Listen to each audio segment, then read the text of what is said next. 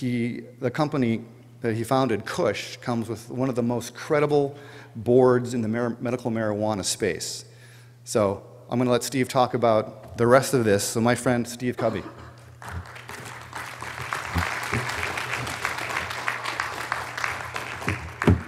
Thank you so much. The bad news is that I've been told I have as little as 6 months to live by the doctors at the Mayo Clinic. I am told by them that the disease I have, cancer of the adrenal gland, is the deadliest form of cancer there is. If the tumor, which is very invasive, doesn't kill you, every one of the cells is a little adrenal gland that can give you a lethal dose of adrenaline. So typically people die in 6 months to 2 years. Horrible death. They look like Auschwitz victims when they die. So that's the bad news. The good news is that I am now celebrating my 40th year that they've been telling me this. Medical marijuana is the only medicine that I take, and last season I skied 82 days and covered 1.2 million vertical feet. Pretty good for a guy that's got a terminal illness.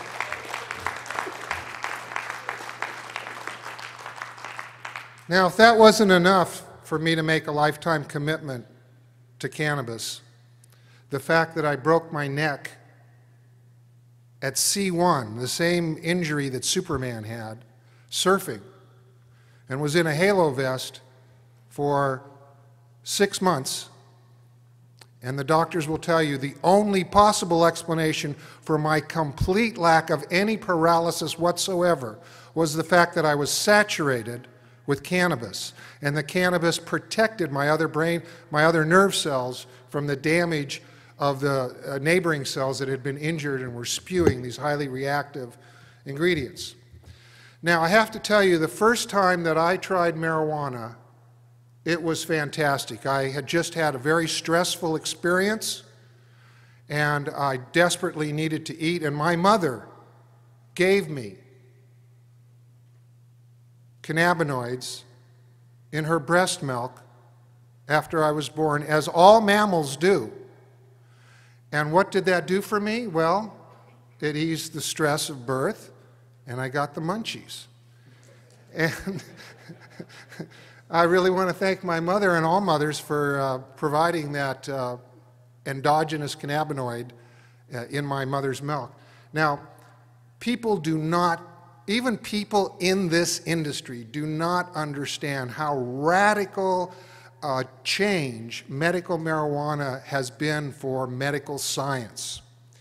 And the fact is that the medical science of marijuana is astonishing. We now know, we now have thousands of peer-reviewed articles explaining exactly how marijuana kills cancer cells, leaves normal cells alone, causes a reprogramming of the cells so that they die, and cuts off blood supply to tumors. In fact, we're finding in virtually every disease, marijuana is a major, major breakthrough. Why?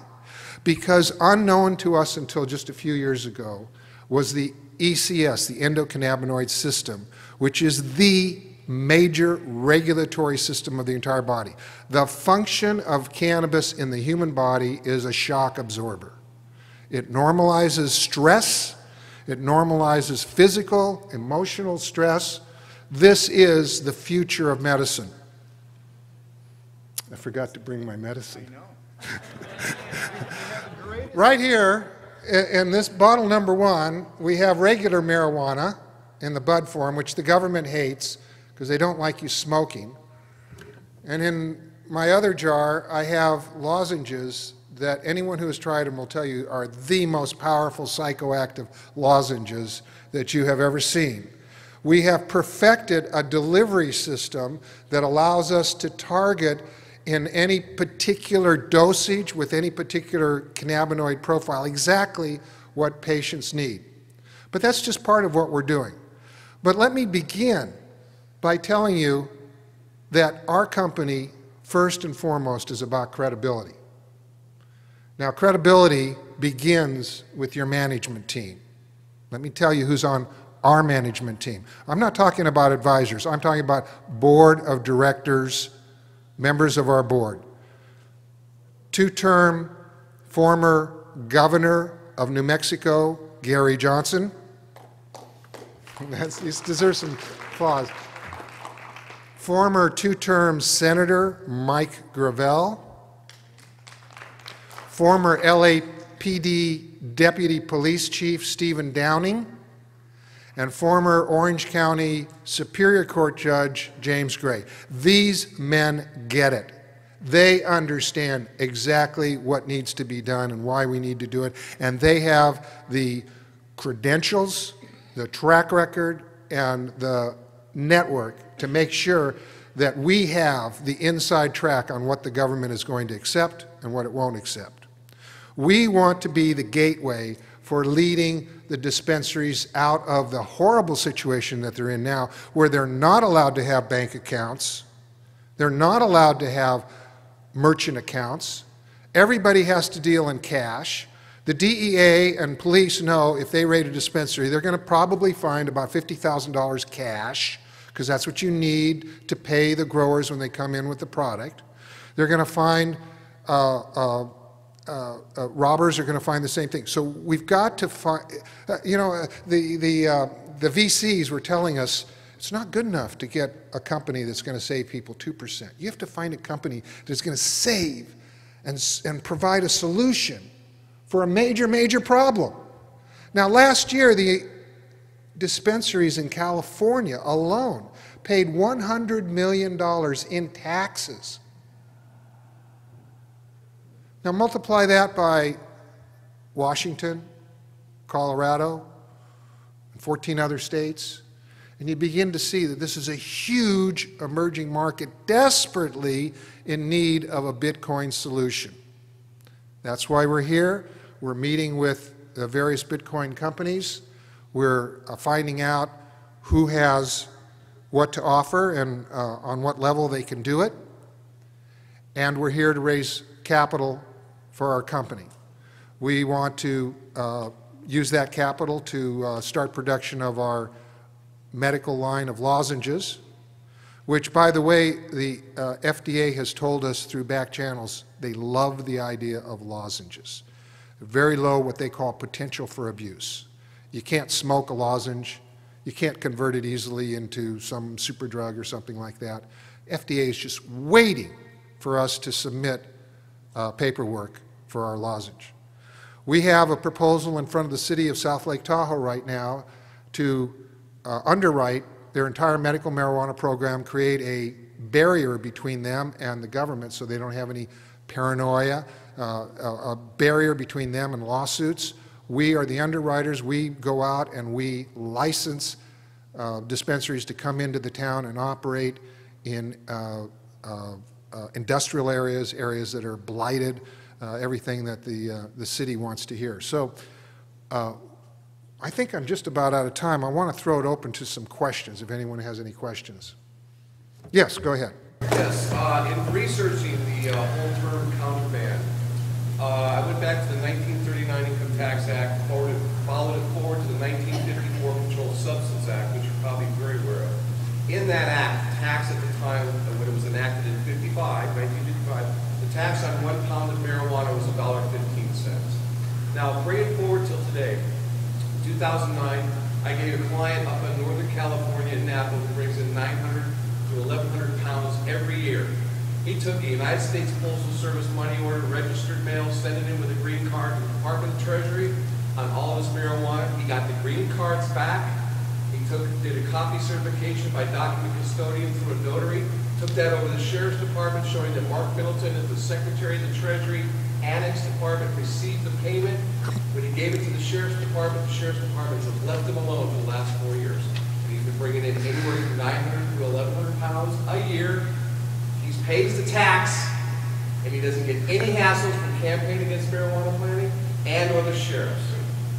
So I didn't know if you were aware of that. We are aware of that, and this is what we think our main mission will be, to provide the expertise so that dispensaries can focus their attention on what they're supposed to be doing, helping sick people, not defending themselves against thugs. And one more point. Yes. Under 12 U.S.C. 95A, this is very important for everybody to understand. Under 12 U.S.C. 95A, this is an enactment that coincides with the bankruptcy that happened on June 5th, 1933, under H.J.R. 192. It basically says that when you do a reversionary interest, assign the reversionary interest in property to the United States, you now become the protected owner of that estate. You cannot, the courts have to give you full acquittance and discharge of all obligations, and in subpart 2 of that, it says no person shall be held liable in any court. So that's a very interesting, you probably are not aware of that, but it's under 12 U.S.C., which is the bank laws, which codifies out of 1863 Bank Act and the 1864 Currency Act. Your point is well taken, and that is that we have not been aggressive enough, we have not been professional enough, we haven't had a company like my company, Kush, which has the expertise, the funding, the lawyers to create a better alternative. You know, it was Buckminster Fuller who said, if you don't like something, don't go to war against it, create a more viable alternative. We are here with this company, with your help and your involvement, to create a more viable model for medical marijuana here, across the United States, and throughout the world. Thank you very much.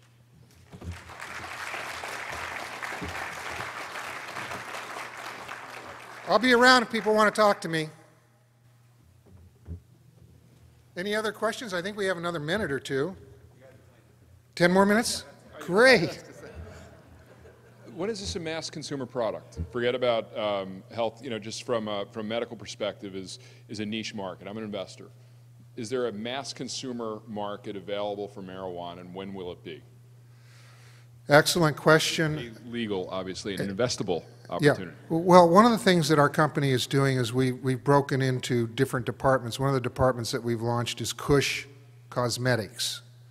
In Kush Cosmetics, we'll be using CBD externally to regenerate skin, deal with sun damage, provide. We actually are working on a treatment for gray hair. I've been using it on myself, and I've been able to avoid. It's just a matter of putting powerful antioxidants, cannabinoids, in the hair follicles so that the natural peroxide that the body generates in older people is scavenged by free radicals. So CBDs are legal. CBD is legal. It's cannabidiol. It's a tremendous asset. So we start out with pharmaceuticals for external use, and our model is that we are going to stay strictly legal in everything that we're doing, but when legalization comes, we're set. We have the distribution, we have the customers, we have the production, we have the ties to the government, we have everything to leave our competitors in the dust. Go ahead. Thank you for everything that you've done in this industry, first off.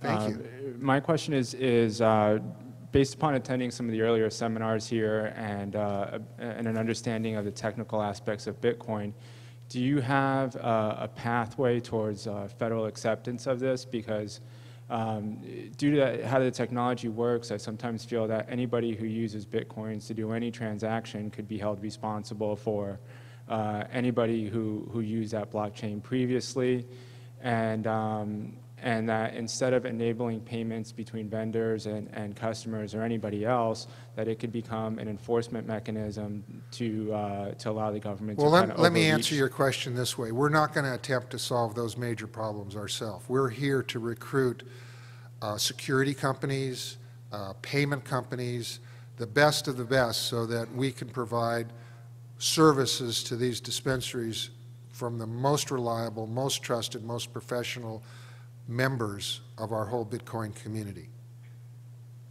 Okay. Thanks. Good afternoon. I have an easy question. You did lozenges, and that caught my attention because it's an edible, of course. How are you going to control, like for kids, for example? The lozenges are candy to kids. I mean, you've got kids all age in the house. I mean, you can say lock it up in file drawer, but bad you parents gave them access to it. But how are you going to control, like if a child decided that they had this package of 30 lozenges and popped them into their mouth, and it's your powerful mind cycle affecting it's all a matter of packaging and presentation. I mean, if you have warnings and blister packs and stuff like that, if it's difficult for kids to open up, those are those kind of solutions that we would pursue. It's the same issue with the liquor cabinet. Yeah, it is. Mom Actually, and dad yeah, have to lock it, put it up high. You know, human beings are responsible for themselves and should. Absolutely, yeah, absolutely. The difference in that particular case, however, is when I was looking at candy or lozenges or edibles, or anytime you get to that level. We never use the term candy. Okay, lozenges, okay. These are medical lozenges. Yeah, all right, lozenges. But I mean, but for as far as the kids would see it, the kids see you pop something into your mouth, it looks like hard candy to them. I mean, that's, to them, it looks like. This is true of a lot of medicines, okay? Oh, okay. I'm not trying to argue. I was just curious how you were addressing that issue. We will go to the best of the best in the Bitcoin and medical marijuana community and solve each of those problems. Thank you. Go ahead. Hey, how are you? Thanks for being here. My name is Logan Fairfax. I'm an attorney from San Diego, California. I practice in medical marijuana defense law. A lot of my clients are telling me that they have a hard time getting bank accounts. They're expressing how difficult it is for them to deal with the credit card companies as well. They want to extricate themselves from the matrix of the banking system. They're asking me how to do that. I'm telling them, well, perhaps Bitcoin could be your answer. And they say, well, explain to me how. What's the exact process? How does it work? What do I do? How do I then convert it to US dollars? Do I have to do a true up every day? And then you explain the whole thing to them, and they go, well, that's too complicated. So that's where we enter the picture. We tell them, look, you get one of these. Seen these? What is that? Those are the Bitcoin cards that can be pressed out. It's a chip. It's secure. There are many paper wallet options and physical wallet options for those untechnical savvy people. And then, but here's the way it would work in the real world. Yeah. You'd load up your smartphone, and you go to the dispensary, and they just wave their phone over your phone, and they get your QR code. And they know that you're current and your card is loaded with money. The only two things that are on that card, there's no name, address, medical, nothing. Only two things that are on there is a photograph of you so you can identify yourself and your Bitcoin address, public address. Okay. So when my client says to me, okay, so I get paid in some Bitcoin in exchange for the cannabis, so now I'm holding these Bitcoins, I need to pay taxes on them, how do I get, I still have to go through the bank to get an account. How do I do that? How does that process work? You don't need the bank for anything. Okay, so I don't need to convert it to US dollars, I don't need to pay taxes on it. How does that work? Again, our company will have the best payment systems, the best money exchangers, but you're going to want those Bitcoins so you can turn around and pay your growers. Got it. Got it. And A closed loop. Sure. yes. No records, no cash, just Bitcoins. I don't know if I could advise that like as legal advice to my clients because I believe that most likely, according to current regulatory framework, it might not. It might violate certain laws potentially, according to certain regulators, of not reporting those transactions. If they don't pay paying taxes, but that's a separate issue. The issue is getting these people paid in a way where they're not going to get attacked by government officials. Correct. We've got two guys behind you. Absolutely. Thank you. Yeah, Thank you. Let's talk afterwards. Yeah, let's talk afterwards. We may want to hook up and stuff. Yeah. Hello, I own a few medical marijuana stocks, and I just want to know if you guys were thinking of going public ever. We absolutely are going public. We were promised by Hemp Inc., we signed a contract with Hemp Inc., that they would deliver. Oh, Hemp Inc., I own them. Great. We signed a contract, they they paid us 10 million shares of Hemp Inc. for the privilege of doing business with us. They were supposed to provide us with a publicly traded company. They're running into problems. We're probably going to have to buy one. But having started the first ever marijuana publicly traded company, I know everything we need to do. It's just a matter of $300,000 to get a shell going. And you want to Thank talk you. about the Bitcoin exchange possibility? Bitcoin stock exchange, offering shares that way? We're also in discussions here at the conference with people and, who are in other countries, are foreign nationals, and I'm advised by our SEC attorneys, who we pay a lot of money, that if we use foreign nationals in foreign countries, we can sell all the damn stock we want. There's nothing the SEC can do about it. So we're looking at that alternative too. Go ahead, my friend. So to kind of hit up his questions of, you know, you pay in Bitcoin and you don't need to convert back into cash because then you're going to deal with all sorts of, you know, government. That's kind of the big issue that I see with Bitcoin is we just need an entire supply chain denominated in Bitcoin. And medical marijuana could be one of the greatest ways to get that first sliver of a Bitcoin supply chain going, because you have... Hear, hear. Well said. And you know, one of the VCs said, figure out something that'll work for your mom. Did you hear that in this morning's VC meet? He says, when you design your business plan, don't design it for the sophisticated investors. Design something that your mom could use and appreciate. Now, a lot of middle-aged people are using medical marijuana. They don't necessarily know about computers or other stuff, but if we start introducing Bitcoins to millions of medical marijuana patients, this whole Bitcoin community is going to explode because they'll tell their friends, they'll start using it for other things. It has to go to the mainstream. And let me tell you, medical marijuana, according to the latest Fox News poll, has 85% nationwide. Now, I dare anyone in this room to tell me any other social issue that enjoys 85% support. You can't. And yet the police and other people who are making their money off of prohibition continue to create this impression that medical marijuana is a fringe, that it's a temporary thing, that it is going to be replaced or repealed or something like that. No, it's here for good. It's a gateway. It got me into good places. Again, to respond to you, how do you advise your clients, given, you know, the regulatory framework that you're in? You may not be able to, but someone like me, you can recommend the operators of the clubs, speak to a person like me, and I can get them up to speed on it. Just say, hey, talk to these people, and you're no longer really responsible for it. And just to get back to that supply chain of Bitcoin and medical marijuana, the beautiful thing about the medical marijuana industry out here in California is that it's the small guys, and you have everybody from the hydro shops, the fertilizer makers, growers, and you can speak to them, you can explain it to them, and they're going to understand what it is, and they're going to be willing to accept it. And this is going to be a really good foundation. I'm glad I showed up to this one because I couldn't agree more. And if you think about it, the two biggest trends in emerging markets right now are Bitcoins and medical marijuana. So why not put them together and get filthy rich, all of us, and help the world at the same time? We're totally over time, but no one's pushing me. Are you guys going to push me out? Is anyone going to push me out here? More people are coming in. So you have a question? It seems to me that Bitcoin would replace the whole legal apparatus right now. If you do medical marijuana with Bitcoin, the state just says tells the clinics you're not allowed to accept Bitcoin. You have to accept, you know, true currency. Are you going to test it out and ask forgiveness? The moment that they try that, my company will take their ass to court and make them wish they never ever tangled with medical marijuana.